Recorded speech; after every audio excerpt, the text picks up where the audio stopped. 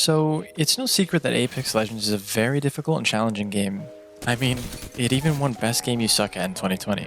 That being said, I also believe it's the first game for many people to ignite this competitive passion and desire to improve. So, on the surface, that news is incredibly exciting. It's a great feeling when you find this new thing that you have a passion for and you just want to learn it.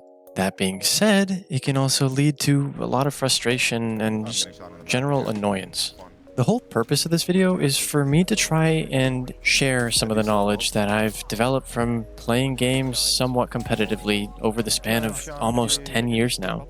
And just to clarify, what I mean by competitively is with the intent to improve. I've never played professionally or anything like that, so I just wanted to clear that up. The reason I think sharing this information is so vital is due to the fact that there are a lot of slippery slopes. When I say slippery slopes, I'm referring to a lot of the traps that people find themselves stuck in. As an example, I'll talk about one of the traps that I fell into. So back when I was playing Counter-Strike, trying to reach the highest rank, obviously, I found myself in this loop of aim training 4 hours a day for absolutely no reason. Anytime I'd lose in an actual competitive game, I'd be like, darn, I didn't warm up enough. Let me go shoot some bots for another 4 hours. Let me change my sensitivity. And all these different non-issues. So essentially, I just ended up wasting a lot of my time obsessing about things that do not matter. When it comes to recent time, I've seen this happen a lot specifically with aim trainers such as Kovacs and Aim Labs. So in contrast to when I fell into one of those so-called traps, around Season 8 I learned to practice something called moderation. Now, it was during this season that I was able to hit Masters for the first time. I was no longer obsessing over things that didn't matter, and I was no longer wasting my time overtraining. Once I finally figured out moderation, I was legitimately able to make myself so proud and so fulfilled by hitting Masters. So, to summarize, I think the best possible outcome for your improvement journey happens to be the balanced one. I don't believe you should be aim training 5-6 hours a day. But I also don't think you should just be playing mindlessly if your goal is to improve. Like most things in life, if not all, balance is key. Now that you guys have an idea of what this video is going to be about, let's hop right into making your improvement journey a balanced and enjoyable one. And by all means, of course, feel free to share you guys' experiences, tips, etc. in the comment section down below. Thank you. So the first thing we're going to be covering is your mindset and how to enjoy your improvement journey within Apex Legends. The biggest tip I can give you guys is to realize and understand what's in your control and what isn't. Exhausting yourself and ruining your focus by obsessing over getting punched by 3 random dudes off drop just isn't helpful. Not only will this tilt you, but it'll also remove your focused state of mind, or at the very least hinder it. If you want to improve efficiently, you have to be able to look at what actually matters and what's in your control. When you die, your initial thoughts should not be, where were my teammates, why were they there, or crap, my sensitivity was off by 0.5. You shouldn't be scrambling to change your resolution, your sensitivity, your mouse pad, everything, just because you died in game. Your primary focus should be looking at what happened in the situation, potentially even clipping it, and analyzing what went down. Was your strafe bad? Was your positioning bad? Was it just simply out of your control? Like, I don't know, landing and you got a Mozambique, white armor, they had blue armor and a flatline. Now that we've gone over the correct mindset for improving, we can dive into our first major category, aiming. I'll hurry up and get my opinions of aim trainers out of the way because I know a lot of you might be curious as to what I think about them. I do believe they're an effective method of developing the initial skill necessary to begin your journey, but I most definitely don't think it's a necessary one. My number one thing is to make sure you don't get caught up in aim training because to get good at Apex, you have to play Apex. If you do decide to aim train, I recommend you pick scenarios that are specific to the skills you need to develop for Apex. That would be tracking and reactivity. Those are the 2 main things I'd recommend. You can mess around with Tile Frenzy if you'd really like, but it's definitely not the most effective use of your time. Now, if you have plenty of FPS experience, I'd suggest just hopping into Apex and practicing something I call passive aim training. And I know that might sound a little bit weird at first, but let me explain. So when you walk around the world of Apex Legends, there are thousands of corners, little leaves, teammates, etc. All of these things can be used to fine-tune your aiming skills. When you run past a corner, go ahead and track it. While waiting for your teammates to get some extra loot, you can also find something like a thin pole or a detail on a wall and just track it back and forth. So what you're going to do is you're going to aim at it and you're going to practice tracking it at different distances, different heights, strafe really far to the right, go forward super close. So you have to use your arm, back up, use your wrist. So while you're doing all this, just make sure you pay attention to what your body's doing. Your shoulder, your elbow, your wrist. Make sure all of it's smooth and optimized. And another thing you could really focus on is your braking points. So if you move your wrist really far to the right or really far to the left, there'll come a point where you can't really move it anymore and you'll have to transition into using your arm. I'd highly recommend learning to smooth that out and learning where your limits are. That way you can optimize your aim. Since I'm already talking about optimizing the use of your body, I'd like to add that tension will most likely ruin your aim and potentially lead to an injury. When you're tracking in game, you never really want to tense up your wrist or forearm because it'll create shake, an inability to be smooth, and will generally just be uncomfortable. From my personal experience, a lot of people have the tendency of doing this with shotguns and single fire weapons such as the wingman, and my take on that is just don't.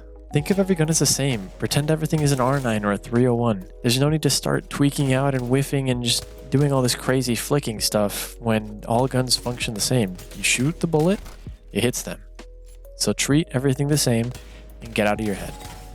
Oh, and almost forgot, a really useful tip that you wouldn't think actually helps out, and that's just making giant sweeping 360 motions all of the time. Jump off a cliff, 360. I really do think this helps with smoothness and just generally being acquainted with how to move your mouse and just like that 3D space, Now we can get to that really flashy, cool looking stuff we call movement. Movement within Apex Legends can be extremely overwhelming, so I'll put the most important stuff in first. Your primary concerns when looking at your movement and trying to improve it should be optimizing your weapon holstering and making sure you're properly using slide jumps. So when I talk about optimizing your weapon holstering, I'm mainly referring to just like when you have that downtime, you need to be holstering every single time. If you're not shooting or reloading, you need to be holstered. Being holstered will make sure that you can slide jump quicker and will guarantee you maintain top movement speed 24/7. For example, if you're behind cover and not in any immediate threat, you can holster your weapon and prepare yourself to slide jump. Not only will this allow you to peek the corner extremely quickly and close the gap, but it'll also make you a harder target, which definitely cannot be undervalued. So something to be mindful of is if you're going to reposition soon or just generally dip, you can't be beginning your retreat with your gun out and delaying your main speed boost, which happens to be a slide jump. Another massive tip I can give to you guys trying to learn movement is don't hold W when you're in the air. I know this sounds a little bit strange at first, but the reason that I want you guys to implement this into your gameplay early on is because when you get a little bit more advanced and start using air strafes, you're essentially never going to be holding W in the air.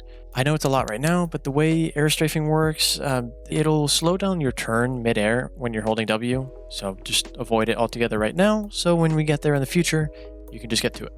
A good little scenario you can practice is to just slide jump in a straight line, so sprint, slide, jump, let go of all keys on your keyboard. As soon as you land, just hit W and sprint again, and that'll get you in the habit of having proper movement. And for those of you who don't know what strafing is yet, it's essentially when you're in midair, you let go of W and you match your movement key with your mouse movements. So if you want to strafe to the right, you'll look to the right slowly with your mouse while holding D. And obviously the opposite for left side being A and left movement with your mouse. If you guys want an in-depth tutorial on that and other advanced movement tech, I can go ahead and make a movement guide. It'll take me a little bit, but I can definitely get it out there. If you find yourself dead sliding a lot, go ahead and try to see if it was because you got shot at or because you slid too early. Because if you do happen to slide too early after just recently slide jumping or beginning your movement altogether, it will have that dead slide type of situation happen. Another movement tip that definitely doesn't look as flashy happens to be paying attention to your strafe. So I know a lot of you don't think about your strafe much when you're in fights and you'll just AD spam. And while it does work to a certain extent, it's definitely not the best way to go about things. When you're strafing in a 1v1, you want to make sure that you're elongating some strafes, shortening others, and also maybe potentially utilizing jump and crouch. If you are going to crouch spam while trading in 1v1, you want to make sure that you're giving the crouch enough time to set in. If you spam it too quickly, not only will it ruin your aim, but your animation won't actually change. So make sure you guys are, spacing it out a little bit. And the same applies for jumping. If you jump too many times in a row while aiming down sights, you'll end up slowing yourself to a mere crawl. I know a lot of you probably don't want life advice, so I'm not going to go too in depth, but I do recommend having a nice, balanced diet with plenty of water, because trust me, you'll notice a difference, and if you care about gaming, that's a good enough excuse to eat well. Along with that, I also heavily recommend exercise. This has not only somehow helped my aim, but also helped me with longevity when it comes to gaming for a long time. Definitely a lot less body aches, if I do say so myself. And I'm sure you've heard this one too many times, but yes, get 8 hours of sleep. You're welcome. Last but definitely not least, watch your anger. If you're angry, you will not be able to perform well, and you're not going to be very fun to be around. Your friends might, oops, my mom just got home, I gotta go. And you don't want that. You want to play with friends. Have a good time. Thank you guys very, very much for watching. If you guys want any extended guide on any of the topics that I went through, feel free to comment and say so down below. I would happily give you guys more content, more guides, anything you want really. So yeah, I appreciate you guys. Thank you for watching till the end, and have a great day.